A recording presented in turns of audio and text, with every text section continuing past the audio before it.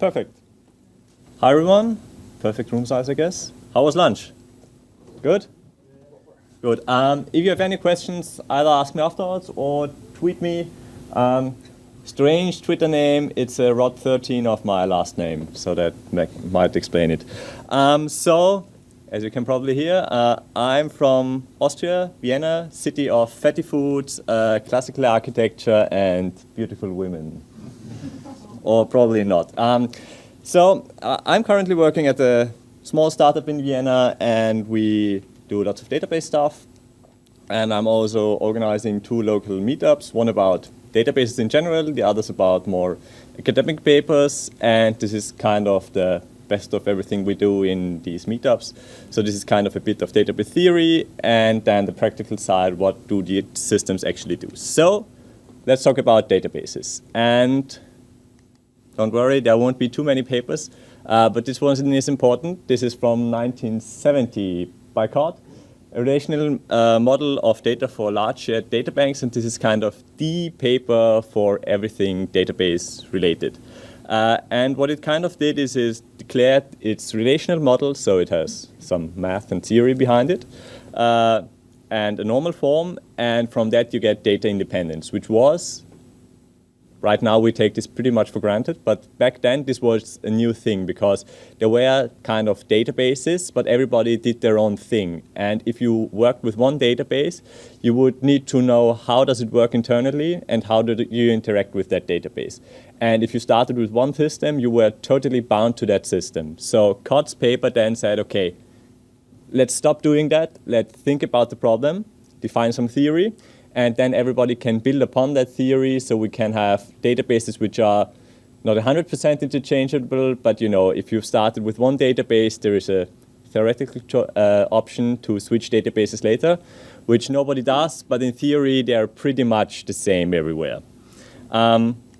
So what COD did was like the thing on top, like this, which looks terrible. But it's just the theory and algebra behind. So you have a free variable t with the element name, and then you make sure you have a tuple where name and dided exist, and then you find one of those, which is of the type person, and the attribute dided age is empty, and for the free variable at the very beginning and the tuple you found here, the name matches. So in SQL terms, what it did is you select all people which are currently living and haven't died yet. And so on top, that is what COD did, so the theory behind all of it.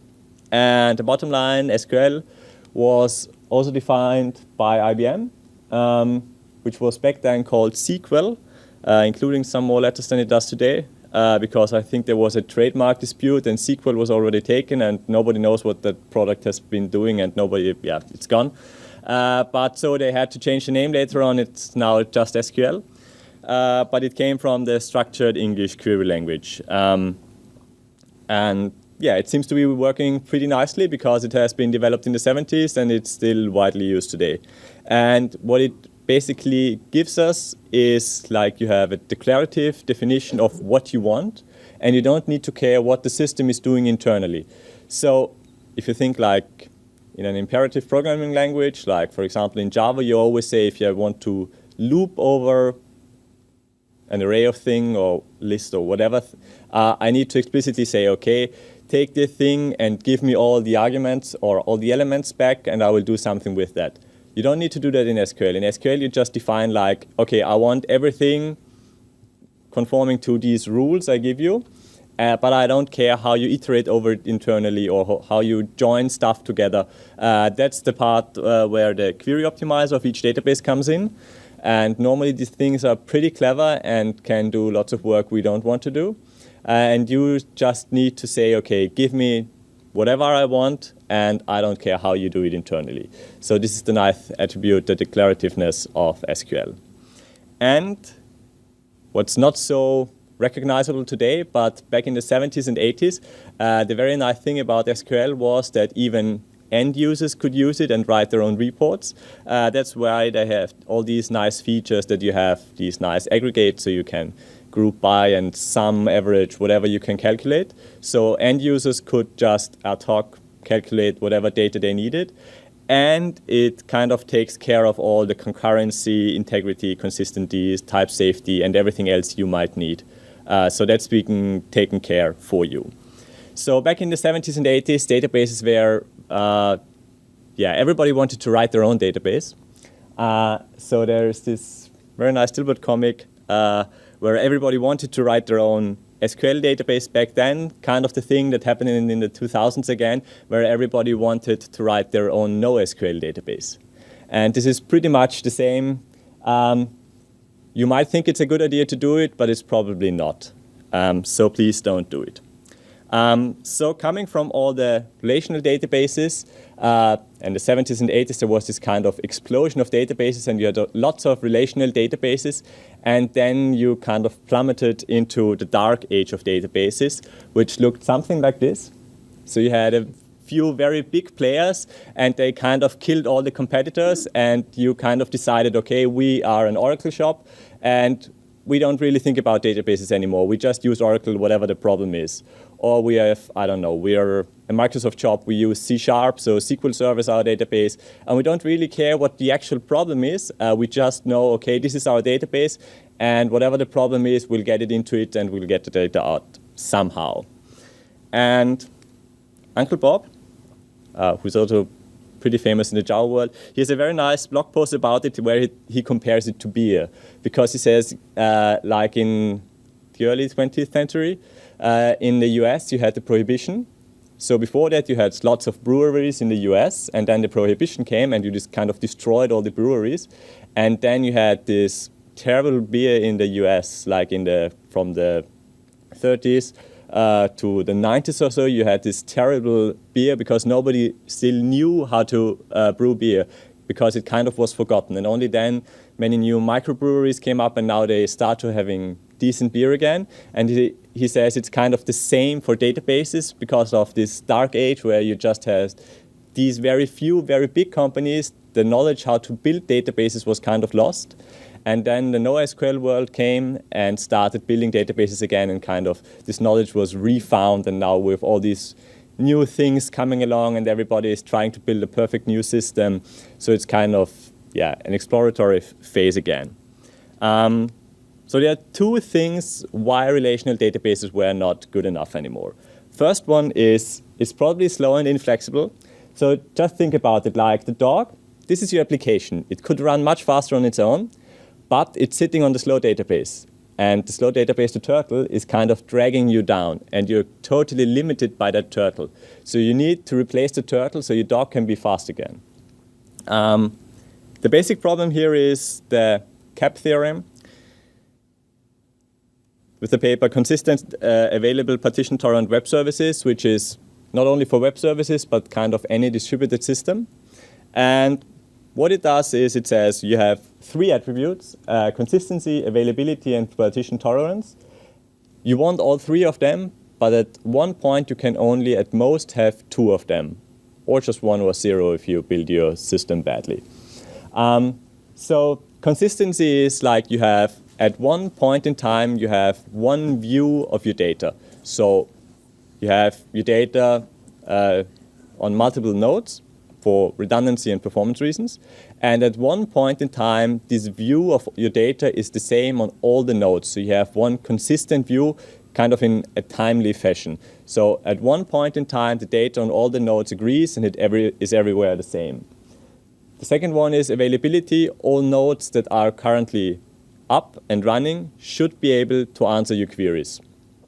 And the third one is partition tolerance.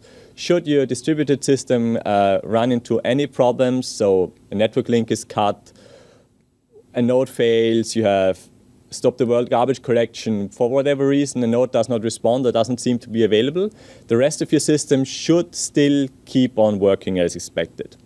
And as I said, of these three properties you want to have, you can have at most two. So you can either be, these overlaps, this or this. And traditional databases are very much in the consistency and availability space because they cannot easily be distributed, which is kind of limiting their scalability features. So this is why they have been so slow. And so now the NoSQL databases, they say, okay, we want to be either partition tolerant and consistent or available and partition tolerant. But we need to give up the third property. And just as a final note, the consistency in ACID, like the transactional approach, is different because the consistency in ACID is like you don't have any violations of constraints or so. So if you have a not null constraint, that's consistency in ACID. Whereas here in the CAP theorem, consistency is based on a timely fashion. So don't confuse those two. And if you've got children at home and they ask, what have you been doing today? You can explain to them the CAP theorem in nice terms. So the story goes like, you have Robinson Crusoe who is stuck on his island. So he's kind of partitioned from the rest of the world. And now, assume he has been there for a few years and the ship comes by and asks him a current question. And then he can decide, do I want to be available or do I want to be consistent? For example, he's being asked, who is the King of England? And he just knows, okay, like 5 years ago when I was like in the civilized world for the last time, I knew who the king was. And now I can decide, do I want to be consistent? Then I don't answer because I don't know for sure. Thus I'm not available. Or do I want to be available and give like the only answer I have, which might not be consistent because in the last 5 years the king might have died and somebody else might be king now.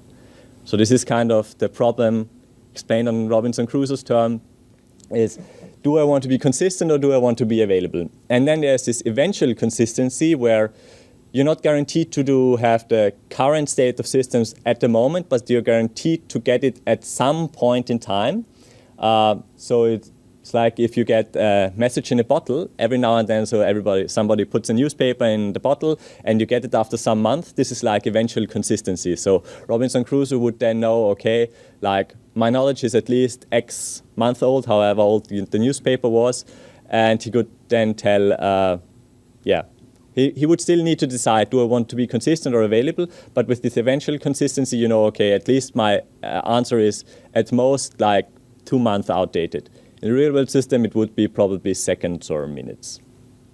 And now then everybody says, okay, this is nice in theory, but now my network is super reliable. These partitions just don't happen in my network. And unfortunately, they do. And Kai Kingsbury, who is also professionally now destroying databases or testing their weaknesses, he has written a very nice blog post where he like compares nodes from Amazon, Microsoft, and many other big vendors, where he shows that they have put a lot of money and a lot of thinking into their data centers, and still they have their network partitions. So your network will probably have them too. Just don't assume if you have a distributed system, you have network partitions. It's kind of like you cannot have a distributed system without network partitions. It just doesn't work.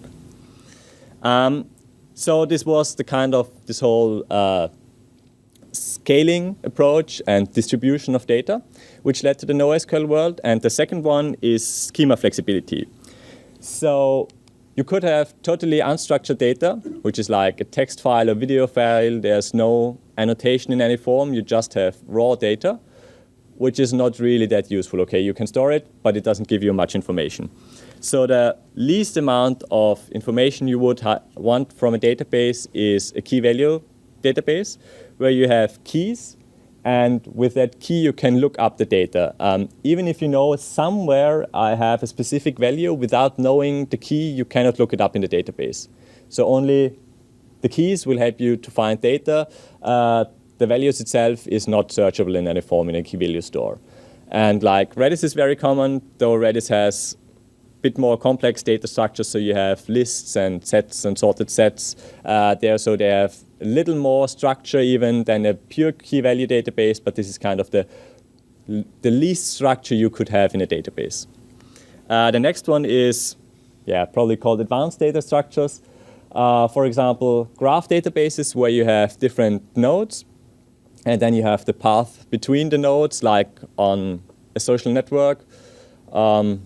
The German-speaking world, Xing, is pretty big, and there it always shows you, okay, this person, you're not directly connected to that person, but via these 3 other connections, you are connected to that person.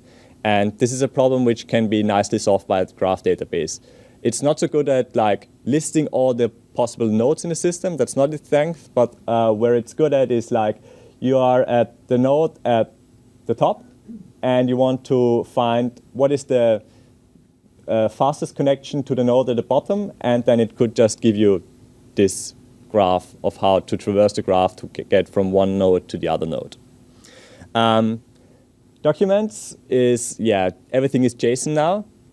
So we just put JSON, and we can have arrays, and we can have subdocuments, and we just have these JSON documents, and we don't want to flatten them out to the relational style, but we just want to store our JSON in a database. So you have multiple document stores, like MongoDB being the most prominent one. And then there are the columnar or columnar-oriented databases where you kind of have, it's pretty much like a table, but you also have like a third dimension. So you have a row and a column, and then you have a value, but this value is mostly time-stamped, so you have different versions of the same value. So it's like a third dimension, 2 tables. So these are the advanced data structures, and then you have those with a rigorous schema, like the relational databases. So here you have a strict schema. Everything must be either have a value or set explicitly a null. You have no optional values. The nice thing is what you can see at the bottom is you have joins, which you normally lose in non-relational databases. OK, so we have NoSQL, which is probably a terrible term. And people afterwards admitted that NoSQL, I think there was a system like 15 years ago or so, which did away with the SQL interface, and that's why it was called NoSQL. But that pretty soon died, and nobody is using that. And then it surfaced again as a Twitter hashtag, just because it was short. But afterwards, people admitted, yeah, it was nice for a short hashtag, but it's not really a good name. So some people say no-rel for no relationships would be a better name. But we're kind of stuck in NoSQL, which is just not only SQL and not NoSQL. And some people say it's called that because, yeah, people who don't know SQL just wanted to put something on their resume. And so they're an expert now in NoSQL. Yeah, and whenever you hear NoSQL, there's this other big buzzword, big data, which knows it all. And yeah, according to the book of Wikipedia, it's big data. And yeah, it will make you rich. And that's kind of the whole point of big data. So what is big data? I don't want to spend too much time on big data. So there are 2 common definitions. Like the first one is very broad, like everything that's distributed and involves a huge amount of data, more than you can handle on a single machine. That's probably big data. That would include NoSQL then. And the second one is a bit narrower. It's just for offline data and like data warehousing. So Hadoop and Spark fall into this category. So it's just like, for example, you have like online data would be where does John live? Give me that information right away if I want to go to a website and want to see it. And big data in the offline or data warehouse sense would then be, okay, I have all this information about John, what John has bought over the last few years, all the items I have. Now I just calculate what he will probably want to buy next. So I can suggest it to him and he will probably buy it. And this doesn't need to be real time. It's just like gathering new information from a big amount of data and yeah, making sensible decisions out of that. However, it's definitely highly overused. So yeah, say big data one more time. And so all of these factors contributed that the NoSQL world kind of exploded, like the beer breweries in the US. And I'm not sure, but yeah, according to Twitter, this is like the number of breweries the US had, and you can see it correlates pretty nicely, at least since the 2000s, with the number of available databases. And there is even a ranking, depending on how much you give on rankings in general, where you can see, okay, the relational databases are still really widely used. Oracle being on top, followed by MySQL, SQL Server, but then MongoDB is already a new NoSQL database. And then you have Cassandra, Redis, and Elasticsearch. And those are the ones we will take a look at on a practical level now. So MongoDB, most widely used NoSQL database in general. It's a document store, so you just throw JSON at it, and it will kind of store that and give you JSON back. Why is that important? There's a very nice blog post, ORM is the Vietnam of computer science by Ted Neward, where he says like object relational mapping is like, yeah, it helps you a bit, but it probably makes matters worse than they actually are, and it breaks on many levels. So keep in mind, Ted Neward, I think that that blog post is nearly 15 years old now, or at least 10, and Hibernate was just beginning back then. It was much worse than it is today. But he still has a kind of point, because you have still this impedance mismatch where you have the relational world, which does not really map so well to the object-oriented world. So you have these two concepts which don't match all that well. So let's take a look at an example. Who uses JPA or Hibernate or something? Who has seen something like that? So it's you have a many-to-many relationship, and you want to be able to navigate it from both sides. Do you think this is a good idea? Or this is okay? If you say yes, you're probably in denial. Or it's like the Stockholm Syndrome, where, okay, you got used to it and you kind of like it after some time. So what is the basic problem? Let's assume we have some code. We have an abstract base class, an employee. We have managers who can approve funds, and then we have workers who have an experience. Managers don't obviously have any meaningful experience. But that's another discussion. So just with these two concrete implementations, how would we store that in a relational database? You have three possible solutions. The first one is you just create a single table, a union table, and store the null values where it's either the attribute of the manager or the worker which you don't have. Which is kind of okay if you have just a few attributes, but if you have many different implementations and many attributes, you will have like a Swiss cheese instead of a database, because you will just have like 50% null values probably or more, and that's not really the ideal solution on relational databases. So you might think, okay, union table is bad. I will just make concrete implementations. So I will have a worker table and a manager table. No null values, everything is fine. Unless at some point you think, okay, I want to query all the employees I have in my system. Just give me all the employees in my system. You will need a union statement. So the two different tables, you need to write the union over that. It works, but still you can see those concepts don't really match so well together. And the third option would be you have like the three classes you had, you just make one class for each, one table for each of these classes. So you have for the abstract class, you have all the common attributes, and then for the specific implementations, you just make their own tables. So you have the employee table, the worker table, and the manager table. And if you want to query the data for a manager, then you will need to join the employee table together with the manager table to get all the information. Which kind of works, again, joins, slow, cumbersome. You probably just don't want to do it, and you can see that concepts don't match that well. So let's take an example. How do document stores solve this? So this is called Morphia. It's just the object. It's not called object relational mapping because MongoDB doesn't have relations but only documents, so it's called an object document mapping, ODM. But it's kind of the same thing, and the annotation should be pretty common, or you should already know them. So you just annotate the abstract base class with an entity, and then you have your specific implementations. And now if I want to insert one manager and one worker inside the database, I would just have JSON, and I don't have any problems of storing them. So here I don't need any joins, I don't need any unions, I don't have any null attributes, I just have the plain JSON documents I want to store, and I can store them in a database. So this works pretty nicely for document stores. Okay, next up, Redis. Key value store.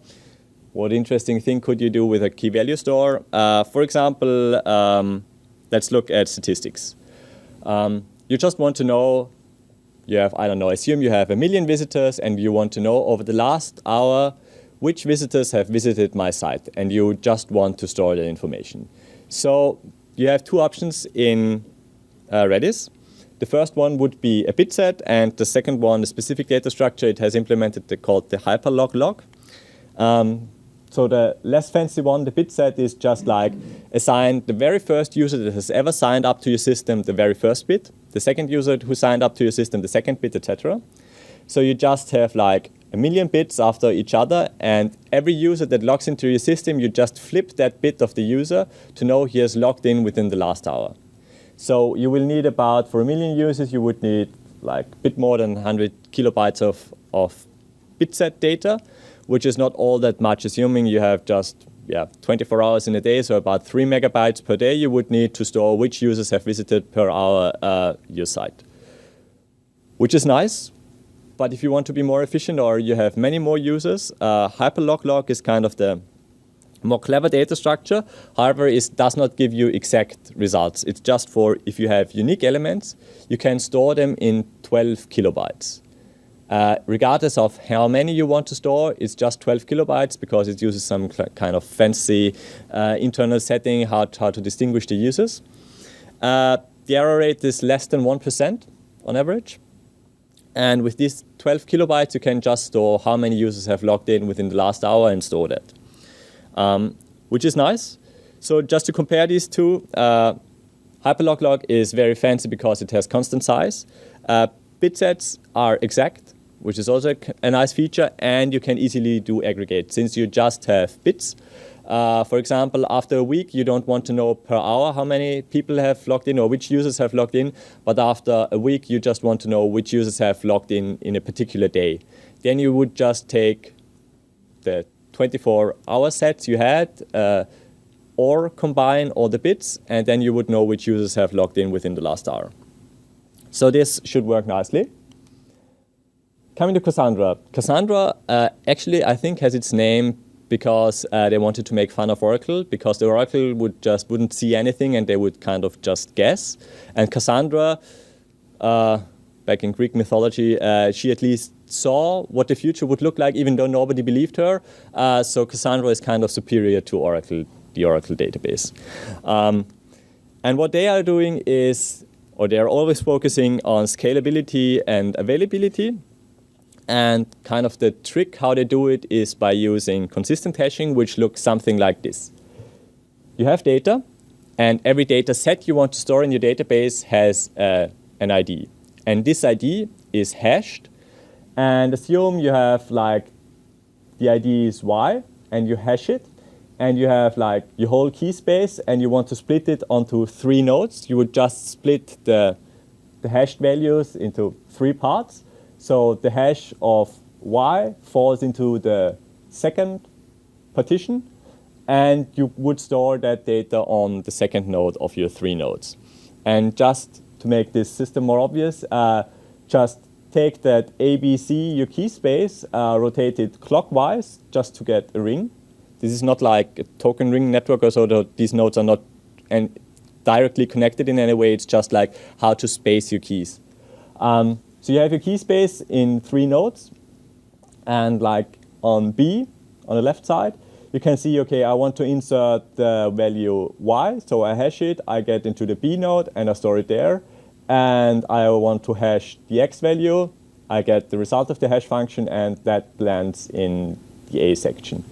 So what they do is, whenever you store a key or a value, you hash the ID you get. You store it on the node where there is the right region, and then just as a backup, you store the data again in the next region. So just you rotate clockwise, and on the next node, like with the dashed line where you can see, X is not only stored in A, but also in B. So if the node A dies or is not available for any reason, your data will still be available on the B node. And you don't need to like have a giant table and say, okay, this data is stored on node A or node B or node C.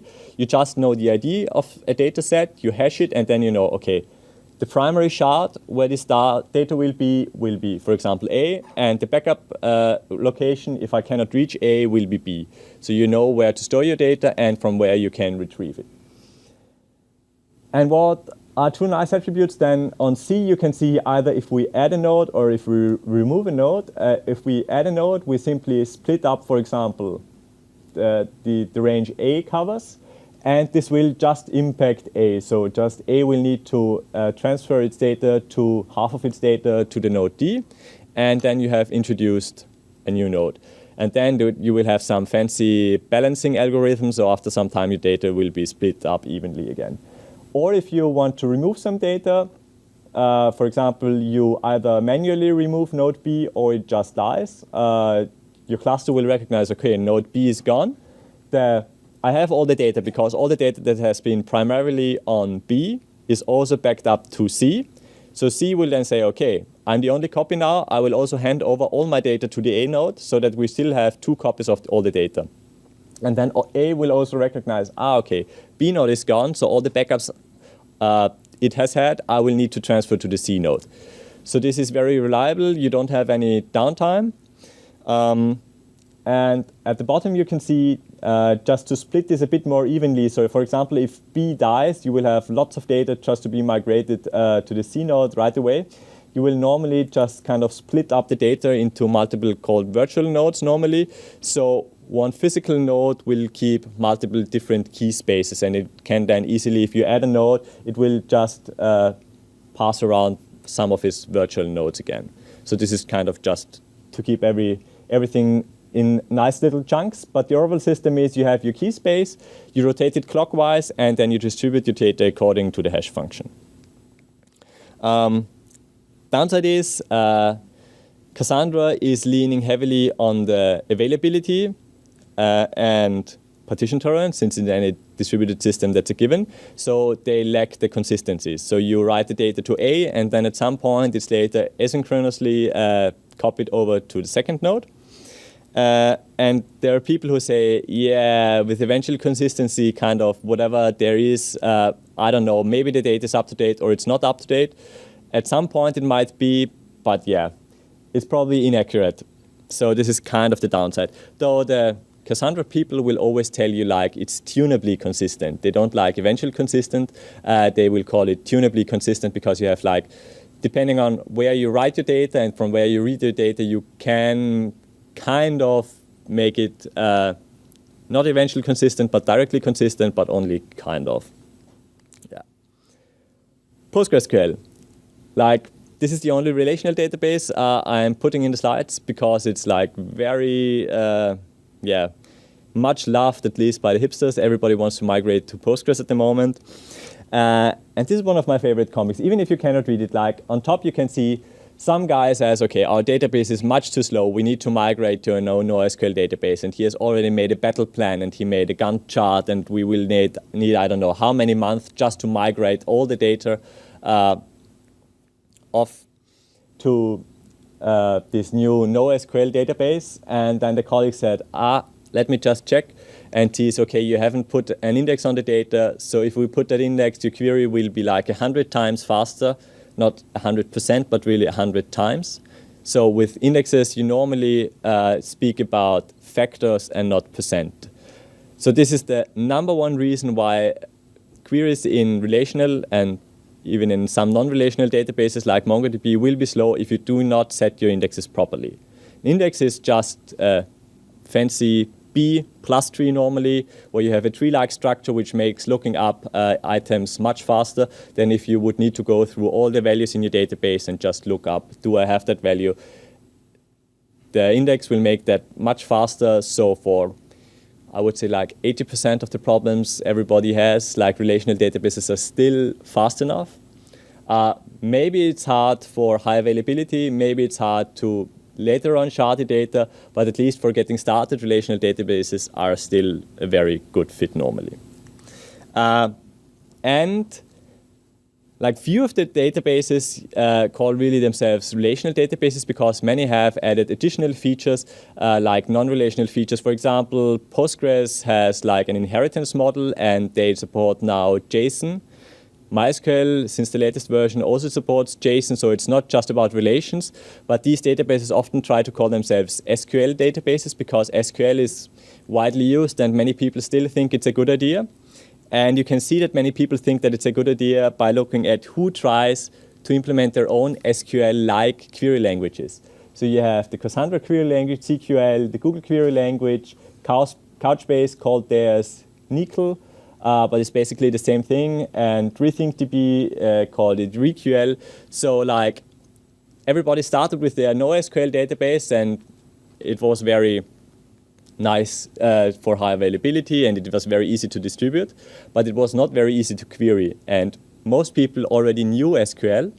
So SQL kind of comes back and everybody puts an SQL interface on top of their NoSQL database. So now, even though all the NoSQL databases are still called NoSQL databases, many have an SQL 92 or whatever compliant interface, which is kind of ironic. So if you want to stay with the relational world, you have the mature features and also the number of features, because these systems have been around for like 20 years of relational databases. And you have kind of the NoSQL influence, which you can see since you can now store JSON data in Postgres and MySQL. MySQL also, I think, has now integrated memcached, or at least if you can add it on top for in-memory caching. So it's kind of like these two worlds are start growing together. Okay, so this is kind of it for the databases. And then there is Elasticsearch. Two things you might notice. First, this is a strange logo. This was changed last week. Last week, Elasticsearch had a big annual conference, and they kind of changed the logos for all the products. So this is the new one. And this is not really a database, is it? No, it's not, but it's very common that you need full-text search as well. So we'll cover Elasticsearch as well. So it does full-text search. Just to take a look at what does full-text search actually do. You have many documents, and you want to retrieve information from that in a nice fashion. So what you do normally is you throw away all the formatting and all the attributes and all the stuff you don't need from your document, so you don't need to index any information you don't really want to search. Secondly, you parse your data, which basically means like you throw away all full stops, commas, and everything else you don't really need to index, and parse. So whenever there is a white space, it's a word. Or normally you also throw away like dashes. So everything separated by a dash or a space is just counted as one word. So that's the parsing phase. And now you have all your words. The next thing is you remove stop words. Stop words are words that are very common and add very little information to your document. So for example, articles, in any form, all these little words that add very little information to your documents, you just throw them away because you don't want to store them. The next thing is stemming. You kind of want to get the root of a word. So you kind of throw away its ending. This is a bit language dependent. So for example, for English, if you have the word beautiful, you would just store beauty with an I at the end, and then beautiful, beauty, and all of that would kind of relate to the same word. So whenever you want to search for beautiful, you would also get results for beauty. This is the stemming phase to reduce the number of possible words. And at the end, you can optionally do synonym matching, just to know that some term that denotes different things will actually mean different things. So your system knows that. So assume you have all these documents, you throw away the stop words from these documents, and then you simply save a list, okay, all these terms I have found, and I have actually found them in these documents. And once you have this list, you can very easily answer the question, okay, give me all the documents that contain either the words blue or sky, where you can just connect the document, which is normally also a bitset, and you need just to do a bitwise OR operation. So all the documents containing blue and sky will be the documents 1.3 and 2.3, so all three documents we have here. If you want to say, give me all the words that contain blue and sky, you would end connect 1.3 and 2.3, which would leave you with the third document and exclude the other two. So this is like the way how full text search generally works. And another attribute is full-text search does not give you exact results, but it kind of gives you like how important is a result I found, and it tries to give you that in sorted order normally. which looks very complicated. We don't want to go into the details, but just think of it, you have a score. Every document you find has a score. So for Q is the query, and a given document you will get a numeric value. And by that numeric value, you can sort all the documents which fulfill your general query. But you can sort by it, and you will only get, for example, the 5 most relevant search results. Same thing Google does, but this is the formula how to implement it yourself. And yeah, Elasticsearch is by now much more. It's just not full text search, but also you can ingest your logs, and then you can visualize everything. So this is kind of, it's now, these are all the current logos from last week. And this is called the Elastic Stack now. Okay, just to conclude. This is kind of what the development of SQL was and the database world in general. Back in the 70s, we didn't have SQL, so there was no SQL. In the 1980s, it was you should know SQL. In the 2000s, because everything was slow and inflexible, it was like no SQL anymore. In the 2005 or a bit later, people started to say, okay, actually SQL to query data, which is very common and very easy, and most people know it. You should not only use SQL, but also other things, but you should know kind of both. And then like in 2013, so this is like 2 years old, I think, it's kind of took again to the opposite side. Many people had made bad experiences with no SQL databases, and so many people said no SQL is actually the thing you should use and want to use. And then there's always the question, but is it fast? I would always say it depends. And as you can see, there are many different benchmarks. For example, benchmarking a house cat and a squid under similar conditions. And the same is pretty much true for database systems. So whenever you create a benchmark, I can guarantee you that your numbers will be different than my numbers because of various reasons. And it's very funny because, for example, last year there have been benchmarks made by Cassandra, MongoDB, and COUCHBASE. Each of them benchmarking against the other 2 competitors, and everybody managed to be at least twice as fast as their 2 competitors. So yeah, you can kind of get any result you want. And so if you want to know, okay, which database should I use now? Again, you can see this is from 2011, so few systems would probably be changed now, right? Wouldn't be so popular. Couch was back then CouchDB and would now be COUCHBASE. And Cassandra is still missing. But this is kind of the map. So what should you use? And what do you want to use? Final disclaimer, I will soon join Elastic. So if you have any questions about Elasticsearch and the whole Elastic Stack, yeah, come to me. Other than that, any questions? Yes? Where does Elasticsearch fit? Does it fit with the NoSQL? It's generally, it stores JSON, so it's kind of a document store, but it's kind of a waste. So you can just say, okay, don't really index my documents according to all the full text search features I need, but it generally would be pretty much in the document stores. So in the document stores, you have MongoDB is very big, COUCHBASE is also getting bigger, and Elasticsearch would also be kind of in the same area.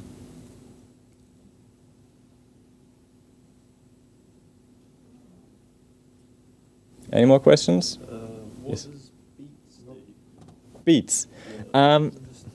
Okay.